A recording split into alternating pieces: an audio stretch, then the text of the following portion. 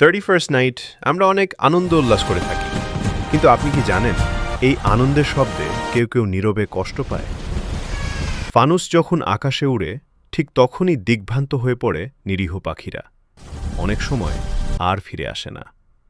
ফটকার তীব্র শব্দে হৃদরোগী, শিশু আর বয়স্ক মানুষ ভয়ে কেঁপে ওঠে।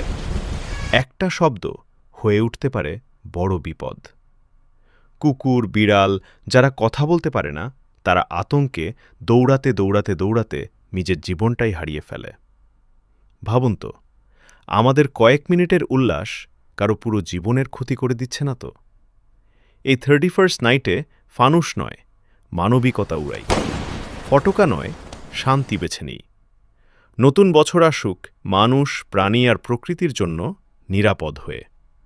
সচেতন হই, কারণ সত্যিকারের আনন্দ কারো জন্য ক্ষতি বয়ে আনে না। 31st নাইট আমরা অনেক আনন্দ উল্লাস করে থাকি, কিন্তু আপনি কি জানেন এই আনন্দের শব্দে কেউ কেউ নীরবে কষ্ট পায়?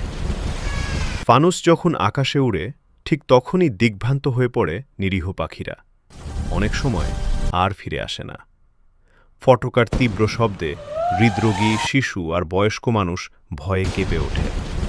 একটা শব্দ হয়ে উঠতে পারে বড় বিপদ।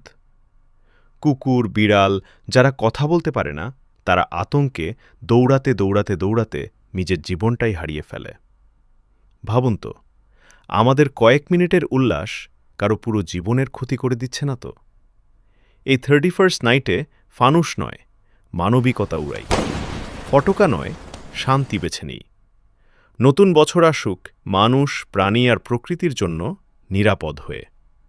সচেতন হই, কারণ সত্যিকারের আনন্দ কারো জন্য ক্ষতি বয়ে আনে না।